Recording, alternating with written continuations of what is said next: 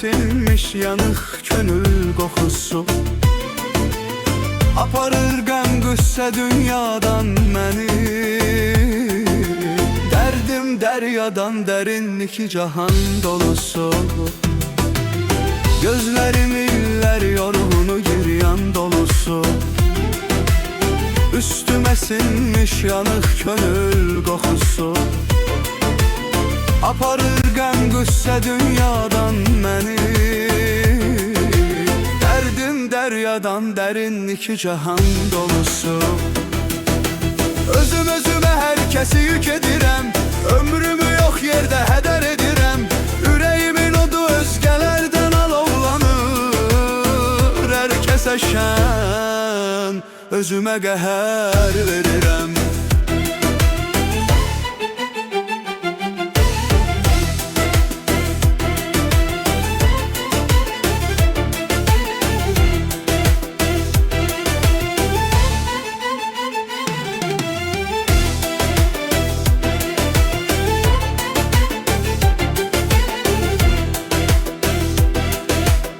Gözlərim illər yorğunu giryan dolusu.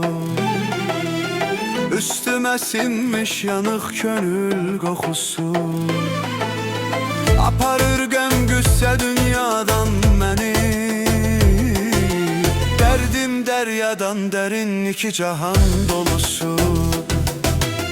Gözlərim illər yorğunu giryan dolusu.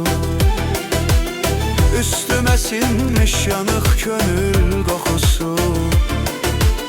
Aparır qəm qüssə dünyadan məni. Dərdim dəryadan dərinlik cahan dolusu. Özümə hər kəsi yük edirəm. Ömrümü yox yerdə hədər edirəm. Ürəyimin odu özgələrdən alovlanır. Hər kəsə şən, özümə qəhər verirəm.